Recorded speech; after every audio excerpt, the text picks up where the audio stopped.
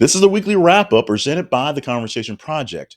I'm Jay Cleveland Payne, and this is simply the wrap up of news stories we posted all week on the Conversation Project feeds on Facebook and Twitter. And we talked about, well, at least most of them throughout the week in the Things You Might Have Heard videocast and podcast weekday mornings. There, we give you the latest in news to get your day started with the news you vet as conversational, and then we give some perspective added in the choices. Now, for this podcast, we go straight to the stats and use your peer engagement score to present the data-driven top 10 stories of the week.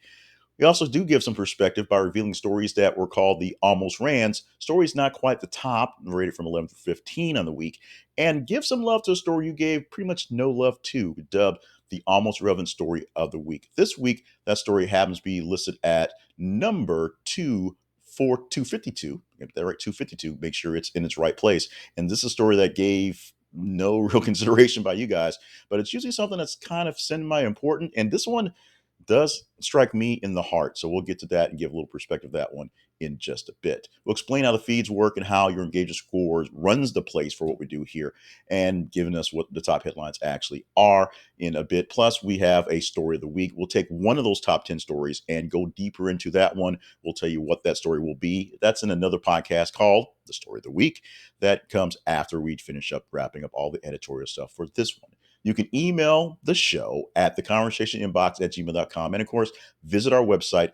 This is theconversationproject.com for this and other things we produce all week long, keeping you engaged in the news and great conversation. So let's get the countdown started, going 10 to 1 for the stories of engagement made in the top stories for the week that ends on the 22nd of July, 2023. Our first story, listed as the 10th story, is Carlo Alcaraz wins Wimbledon, denies Novak Djokovic record 21st Grand Slam singles title win. This one posted on Sunday, the 16th of July, and this is a great story. Carlos Alcaraz defeated Novak Djokovic. If you want to know the score, it's 1-6, 6-7, 8-6. 6-1, 3-6, 6-4, meaning absolutely nothing to you. But he becomes the world number one to end Djokovic's third bid for a calendar Grand Slam. Djokovic, pretty good player. And what we basically get from this is the youngest Wimbledon finalist since 2006 and the first man not named Roger Federer or Djokovic to win Wimbledon since Andy Murray in 2016. Those two guys, pretty good guys. Andy Murray, pretty good guy. What this sort of means is maybe a changing of the guard. Maybe at Federer's time, who was already gone, and Djokovic's time, now he's maybe on the decline, trying to be overtaken by the new young guns, which includes Mr. Alcaraz. Now he's, taking it all in stride and being very, very humble about it, saying, "Hey, I beat a great guy. I beat a great player to get this, and now I have to hold on to this. If the time is now, the time is now. But we will see if the time is now." Congratulations to Alcaraz and going on from Spain, and congratulations to Djokovic, who did a great job in what he's doing. He's not giving up quite yet, but at least for this competition, he was bested for this win. At number 9, a very quick story to get into. Kelsea Ballerini dumped Reddit to protect her mental health. It's that simple. Kelsea Ballerini left Reddit pretty quickly after reviewing some negative posts and just thought about, this is not good for me. Guess what? You don't have to be on social media. You don't have to listen to what people say. Even if you're a famous person who has to deal with what people think and say about you, sometimes the ugliness that are trolls on the internet, especially places like Reddit, don't need to be discussed. I don't use Reddit for very much because I just can't really figure it out. A lot of people used to in the past, and when the internet was, I guess young, rely on things like Reddit and message boards and things like that. Nowadays, we have enough trash out there. It's hard to know what is real. But the 29-year-old country pop star said that she just couldn't handle the post and just gave up on trying to check herself out on Reddit. She didn't say she gave up on all social media. She didn't say she gave up on all searching of herself. Reddit in particular has become sort of a bad seed, and that's the one that she gave up on particularly. At number 8, 7.2 magnitude earthquake strikes near Alaska Peninsula, prompting brief tsunami warning. Sunday the 16th today where this was posted, and this is the one that sort of reaches close to heart because my parents, who constantly remind me that they're on a fixed income, are taking a 2-week tour of Alaska. because that's what people who are retired slash on a fixed income do. They just sort of go where they want to go and do what they want to do.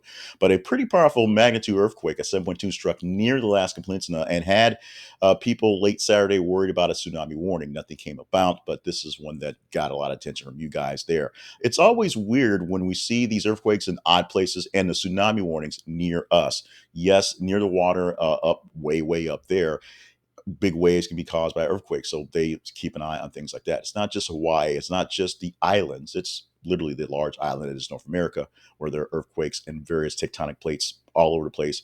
We just sort of focus on California because they seem to have the most. But there's a plate right here in Arkansas, northwest Arkansas. So that one of these days is going to strike and basically tear off the middle of portion of the United States. They keep saying. So we worry about that one. This is one you got to worry about. So we talked about it. Story number 7. Johnny Bench apologizes after anti-Semitic joke at Cincinnati Reds Hall of Fame induction. Now, this is one I'm glad that made it into the range for the top stories of the week. We had talked about this earlier in the things you might have heard, because I totally butchered the story there. This time I get a chance to redeem myself and sort of get the story out there. I'm going to read directly from the first couple of lines from the story, so it's straight up there and not use a robot editor to pull the pieces. Here's what we have. Johnny Bench has issued an apology after the Cincinnati Reds Hall of Fame catcher made an anti-Semitic joke during the team's Hall of Fame induction ceremony Saturday for former general manager Gabe Paul and former pitcher Danny Graves and Bronson Arroyo, as first reported by WCPO. After Paul's induction, Pete Rose said the former general manager signed him for $400 per month out of high school, to which Paul's daughter Jenny responded, "That's cheap." Bench then said he was Jewish in the WCPO video. Jenny Paul said she hadn't heard that comment, so she couldn't really, or Jeannie Paul hadn't heard that comment, so she couldn't really respond to it. From Mr. Bench, I recognize my comment was insensitive. I apologize to Jeannie for taking away from her father's full attention he deserves. Gabe Paul earned his place in the Reds Hall of Fame, same as others who stood on the stage. I am sorry that some of my focus is on the inappropriate remarks instead of solely on Gabe's achievement. So thank you so much, Mr. Bench, for sort of clarifying that after the fact. Although, like he said, he probably shouldn't have dropped that. These are different times, and while we can say less things that were funny in the past, technically they weren't as funny in the past. We just got away with them because of the way things are. Sensitivity, one thing, and critical correctness is another thing. But it's just knowing better and doing better. We're much older. Time has gone by, and we have to, be better. We just have to be better, and that's pretty much it. Georgia Supreme Court rules against Trump's efforts to block election probe grand jury. What's that mean? Well, this is the number 6 story for the week by Your Engagement, posted on Tuesday, the 18th of July. And the Georgia Supreme Court unanimously, yes, everybody said, they ruled that the former President Donald Trump's lawyers have not been able to prove any reason for them to squash the grand jury investigation into whether he and his allies should be criminally charged for allegedly illegally meddling with the 2020 election.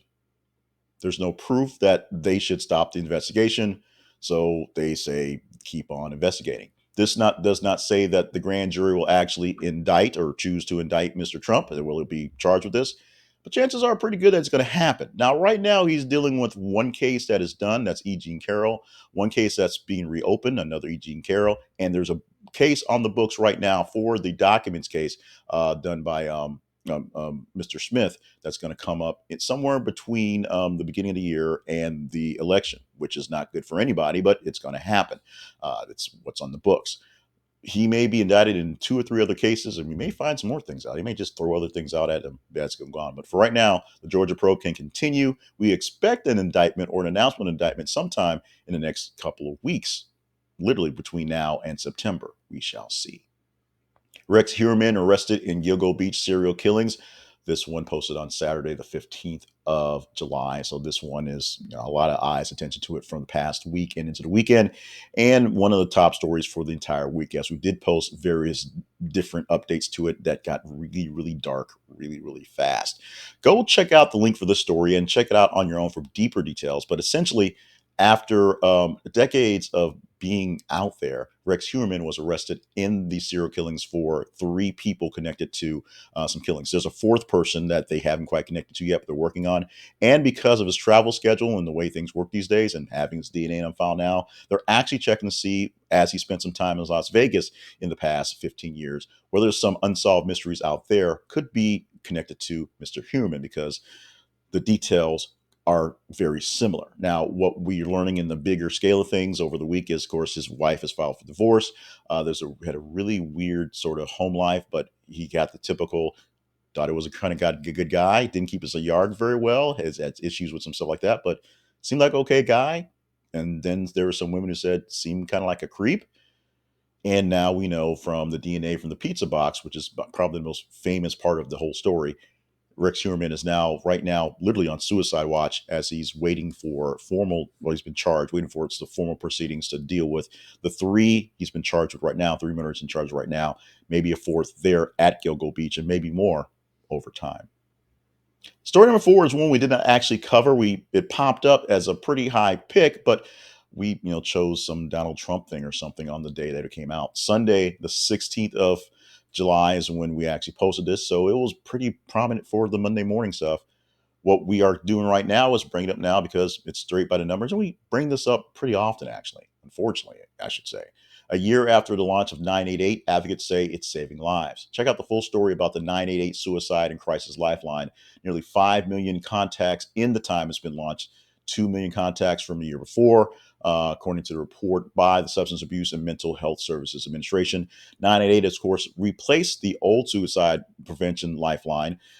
And it's simple. You just, since everyone has cell phones and doesn't need to type out a full number, you dial 988, or you can even text 988, or you can go online to 988lifeline.org and speak to someone in English and Spanish 24 hours a day when you're dealing with serious issues for suicide or crises. If you need someone to talk to, there's someone there to take care of you all night, all day, to take care of that, like I said, in English and Spanish. They're actually expanding it. The Biden-Harris administration is going to invest another $1 billion into building more Lifeline network infrastructure to make sure they're taken care of. So as we can see from people in the report, this is a service from the government that actually seems to work and is literally saving lives. Number three story gets me a chance to butcher another foreign name, and here we go. Iceland's Mount Fagradalsfjall, which is nowhere near what it is, volcano closed due to health hazards from eruption.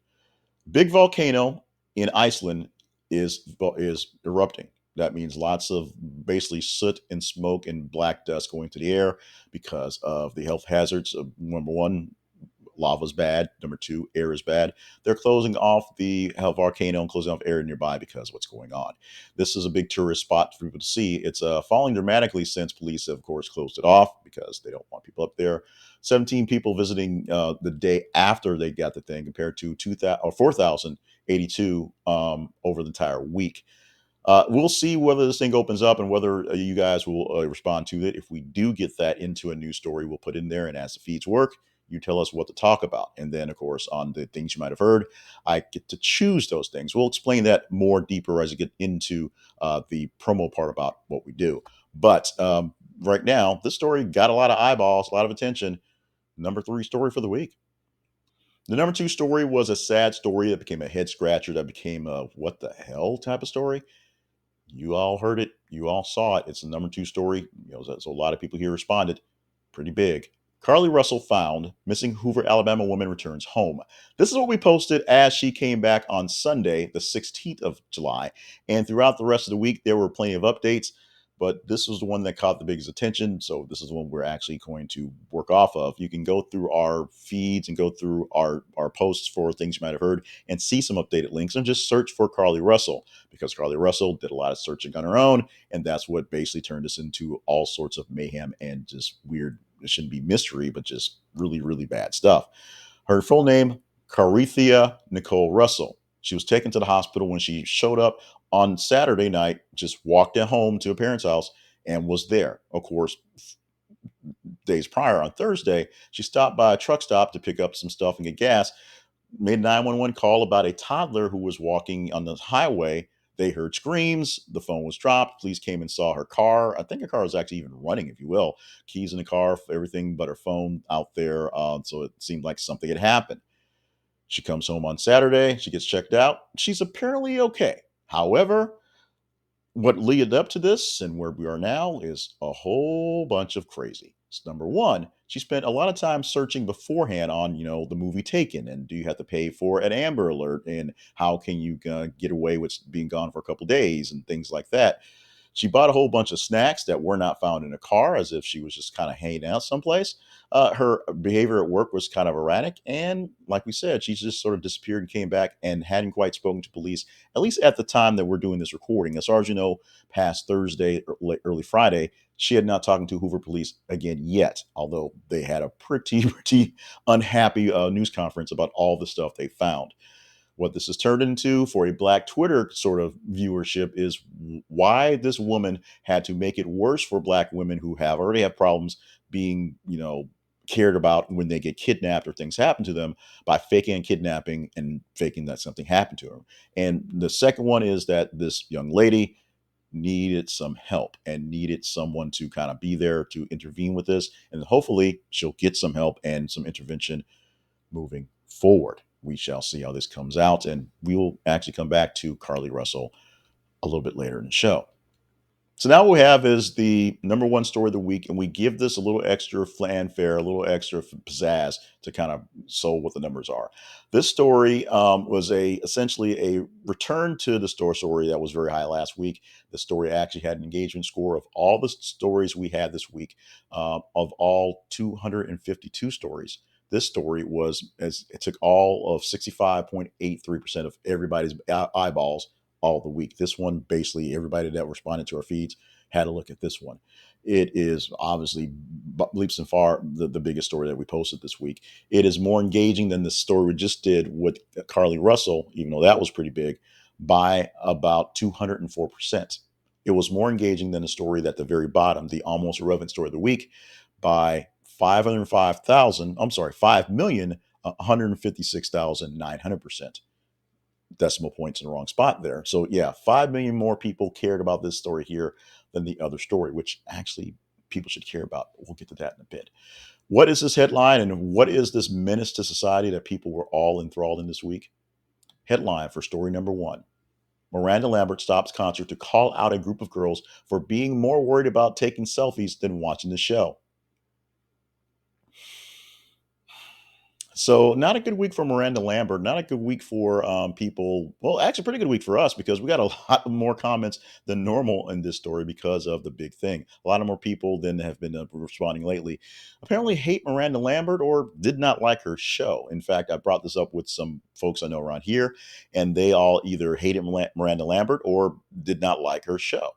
Her residency in Las Vegas is still going fairly strong because it's there and they're selling tickets, and they're not kicking her off the stage anytime soon.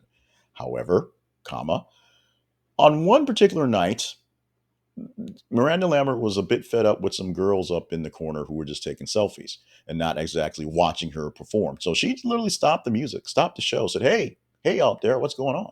Now, in an era where people are usually throwing phones on people on stage, at least it wasn't a projectile at her. And this was not one of those things. They were just having fun, taking selfies, doing what they're doing. How she noticed them out of the crowd, they're kind of close. So that sort of happened. Many people in the crowd cheered because, these people paid all this money to see this concert. And then the comments came in. Miranda Lambert's concerts in Vegas, her residency is not doing as well as they would like. In fact, there's a whole lot of empty seats in some of the parts of the show. And a lot of people who go to the show say it's not exactly the greatest show of all. She's not exactly setting the world on fire at her residency show or shows in general. And so the women should be happy, that they're having fun, take a selfie and do what they're going to do. I'm not sure how distracting it was. Apparently, it's distracting to her in the process. Now, one of the women who was in this thing sort of spoke out about it. It was like, I don't know why she pointed us out. She had people that were paying attention to her down stage. So why was she dealing with us? It was just one of those things. But essentially, this is a everyone hates Miranda week, and Miranda Lambert gets the number one spot for this week in this story. We posted this on Sunday the 16th, so it got a lot of love or hate during the weekend. And with the advancement of more stories to advance the story, it became the story that everybody literally was talking about. 67% of y'all talked about for this week. Top 10 stories in the books. We'll come back after a quick break for commercials and promos to talk about the stories that weren't quite good enough. First, the almost rans, the 11 through 15 stories, and then we're going to follow it up with the almost relevant story of the week, story 252, the story you like the least, but might make a big difference to folks in my age range. And we'll talk about what story we'll give you more of in the story of the week. That's coming up in just a bit after a quick break for the commercials here on the weekly wrap up for the week ending July 22nd. 2023. This week we gave much love in the dailies to the chess store and a couple of postings just randomly inside of the feeds to give some better attention to the game of chess and the chess store, our sponsor specifically. Now, what I did earlier on was I just wanted to do the chess store. So we put that in the list for things you might have heard. And then later on that day, literally, I got a call from Miss Georgia, who runs the Mosaic CPR Chess Club, the church chess club that we talk about all the time, saying that this Thursday was International Chess Day. Now, it technically was World Chess Day, but it didn't really matter. They needed a video of the chess club doing chess club things to present for a group in India who was celebrating by showing other chess clubs they were attached to. So I came in, recorded the chess club, did a quick little a 90-second promo, and sent it out to the world. Since it happened, we went ahead and did Chess Club Store one more time on Thursday. International World Chess Day. It doesn't really matter what day it is. It's always a great day to play chess, have great chess sports around you. And that's what the chess store has. They have beautiful chess sets of all types, wooden, metal, plastics that don't look cheesy and cheap. They have great travel sets that will survive your travel and look good when you get there. And other accessories go along with chess as well.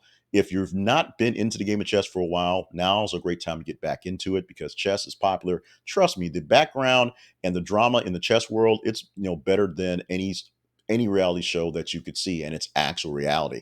Chess is a game that takes not too long to really learn it, and you can spend your life trying to master it, and you may be as bad as I am playing the game for literally 30 years.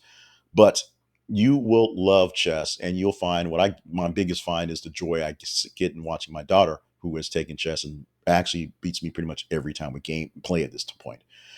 Don't let my pain and sorrow get in your way of you getting more chess stuff. Go to the chess store at this. It's a conversationproject.com, the chess store. This is a conversationproject.com, the chess store. And you can join in on the fun by getting a great chess set for your home or for travel. Now, this is an affiliate link, so we get paid a commission for you going to the chess store, but it costs you nothing extra. And you're going to find the best items online for chess at this place. It is the chess store. The Conversation Project lives at this is theconversationproject.com, where you can find all the details on everything we do for the Conversation Project. The original life of this was essentially literally a quiz website, a survey site to get information to build up what was supposed to be a survey service. It turned into a melding of the news stuff I was doing at the time as I worked in radio news. And when I got out of radio news, it's essentially my only outlet to really be a reporter these days, aggregating stories from around the world, various different sources, and getting you guys to help me do the work and seeing what stories are worth reporting back on in a conversation. What we do there is shown every single day at the website. So you can see the things you might have heard, replays in video, in audio, and of course the links there in the newsletter. You can see this thing here whenever you want to, past editions of the weekly wrap up in audio and video form as we do that. You can get into the story of the week there as well. You can see other things we're doing, and you can just sort of visit us and see how things are going. Why we do this little drop right here, number one, to explain how the feeds work very quickly. Go to our website and click on the links for the feeds, or go to facebook.com/this is a conversation project, or twitter.com/th_conversation. Those are our feeds where we put the news stories out there about every 50 minutes for you to engage in. That's how we get the numbers for the stuff here. Follow the feeds, and as you check your Facebook and Twitter, engage in the stories. Share those feeds with other folks so they can get more stuff as they check their feeds. Share the videos and the audios and the presentations we do for these stories.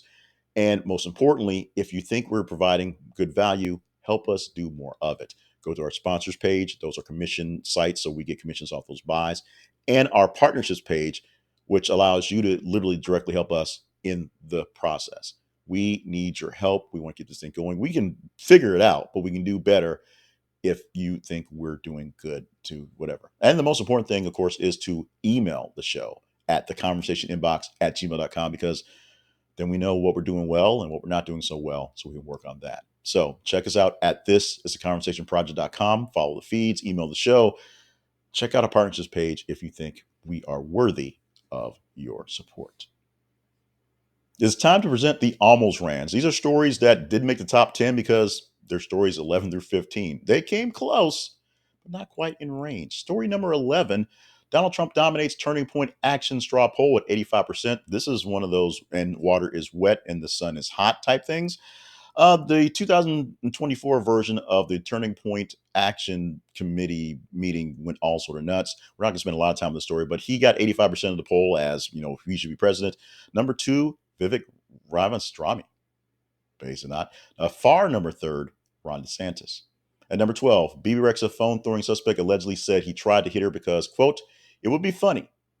He is now dealing with charges for doing something funny. Why someone would throw a $400 piece of equipment at somebody on stage because I think it's funny. I think his brain is kind of funny. Number 13, we got a little bit into people's business this week, a lot into some people's business. This is one that really got to us. Sofia Vergara and Joe Manganiello announced divorce after nearly 8 years of marriage. We followed this up with a story that was really digging into their details, and there's more stories that are really digging into the details. All we know is that the 8-year marriage of this very, Hollywood beautiful couple that seemed to be doing very well is no longer happening. Mr. Manganiello, always butcher his name, is the one who filed the divorce following the very common irreconcilable differences. At number 14, two killed as vital bridge linking Crimea with Russia damaged. This sparked off a chain of events that happened all sorts of crazy over in Ukraine/Russia. Number one, the bridge was damaged, and that was being blamed on, at least Russian sides, by the Ukrainians.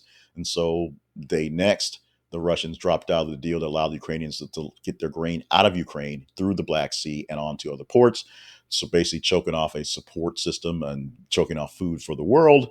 And then all sorts of extra bombings happened for Russia to the Ukrainians. This is something that's not going anytime soon. And the biggest problem is, from the start, there was no end game. The Russians need to basically overtake Ukraine to get a win. Ukrainians need to basically get rid of Russia and take back all the land taken, including Crimea that was annexed unfairly back in the day. This thing's going to be kind of wild for a while, unfortunately. And number 15, Mariners' Jared Kelenic breaks his foot kicking water cooler, makes emotional apology. I'm not sure why baseball players tend to kick water coolers or punch water coolers and break their hands and feet, but it's not an uncommon thing. I guess, it's the stress of what moment and just kind of releasing that furious anger at the quickest inanimate object. The problem is it always breaks their hand or their foot. As we said earlier, this headline was 5,000,000% less responsive than the first story, which is kind of to be expected for a story that got so much pop. The problem about this is the story is actually kind of important, extremely important, and it literally looks me in the face as a Gen Xer who is not quite prepared for what may come next. Here is the headline for story 252, the almost irrelevant story of the week, which always turns out to be more relevant than it should be. Millions of Gen Xers have almost nothing saved for retirement, researchers say. We're not going to spend a lot of time on the story because no one cared about it the first time, but I implore you, since you're a person who listens to this podcast or watches video and went this far in the podcast and video, it got past the sponsors and got past all that stuff, just get to the story that nobody cared about. You should probably care about it. Millions of Gen Xers have nothing saved for retirement. These are people born between about 1965 and 1980, and they're getting old. We are getting old. We are not quite retirement age yet, but we're getting close there. And part of the reason why is we don't have the money. Another part is the boomers are still sort of in charge of stuff. And so they're not going away, not because they don't have retirements, because power dynamics and blah, blah, blah, blah, blah, blah. So right now what we're seeing is because the way money worked and the way we were taught with money and just, the way things happened, Gen Xers seem to be not prepared for a big bunch of retirements. And as we get closer to dropping out of the workforce, which at next 10, 15 years is going to be a lot more of us due to the age and ability to not do actual stuff, we're going to have some issues. And the way millennials, Gen Z, those folks act, interact, we're going to have some issues. It's just going to be. check out what's the obstacles to savings have been. The obstacles to trying to invest right now are for the story. Not quite earth shattering. It's not throwing phones at superstars on stage while they're performing, but this is one that actually makes a difference. And if you got this far, check it out because it means a lot for you, no matter what level of your engagement you are in your generation. If you're in Gen X, if you're in Gen Z, if you're a boomer, this stuff means something to you and essentially all of us. Now, wrapping up with some insight on the story of the week. This week, we took the stories, we take the top 10 stories every single week, and then we rearranged them and sort of blindly picked through and see which stories are more engaging to me to talk about. And the top story for this week happened to be the story on Carlee Russell. So we're going to talk Carlee Russell in the Story of the Week podcast, which is produced after we do this one. We finish this one up and we trim it up and do it out there, and then we go ahead and finish up the script and do this. And we're already working on it, but you're going to get this one later down the line after this one goes through your feed. Also, just for some perspective, the runner-up story was the 988 story. The fact that 988 has had such an impact. If it weren't for the Carlee Russell story, we'd be talking about the impact of 988 and how we actually talk about it fairly often here. Because we're doing some new things in the process of producing the podcast, we're not going to bring it up as much, although we already brought it up when we talked about the story before. But 988 is literally saving lives, making it easier for people to talk to people when they are overly stressed. We are glad about that. We're not so glad about what's with Carlee Russell. Maybe she should call 988 instead of 911. You'll get more of my perspective in this one and some other people's perspective. I did some reading and how people are taking this on and why we have to not call her a menace, even though what she did was extremely bad, extremely wrong, and it's going to cause some ripple effects all over the place. But we've got to take in mind the situation and the person. We will. We just won't be very nice about it. And with that, we thank you so much for being a part of the weekly wrap up for the week ending July 22nd, 2023. My name again, Jay Cleveland Payne. Thank you so much for joining us for this jaunt through the news of the past week, past 8-ish days or so. If you like what we're doing this new thing with the video process and the audio process on top of that. Let us know. Give us an email. Send us an email to the conversation inbox at gmail.com or just literally respond back to where you found this. Go to our website. This is a conversationproject.com. If you can't respond back via that thing, and find the post for the weekly wrap up for today and respond there in the comments there. Let us know what's good, what's not so good. We think we're doing a fairly good job of getting this in there. It's just a little bit more extra work, and that is it is. So, of course, with that, we remind you, you can go to our website, stop by our sponsors page and our partnerships page and help us get more stuff done. But the most important thing you can do is to follow us on the feeds and engage in the stories. As always, we always remind you to stay limber, stay hydrated, and stay on task. And those are the three things we want you to do because life is precious and your life should go as long as possible. The most you can do to keep that going on your end is great. So try those three things and it will be great for us because you can come back here and watch us, and you for all the folks who depend on you. We're going to get working on the story of the week. We're going to talk about Carlee Russell there and going to go back to working on posting news stories. We don't stop all weekend long, all day, all night. Every 50 minutes, look at our feeds on Facebook and Twitter. Facebook.com/This Is Conversation Project and Twitter.com/TH_conversation. So you can see what stories you are talking about. As you can see, a whole lot of weekend stories from last week were big enough to last all week long and be top stories. Will that be the case? What top 10 stories we'll be talking about, and what story will we not really care about that we'll talk about for next week? We shall see when that happens next week. Till then, Jay Cleveland Payne saying thank you for being a part of the family.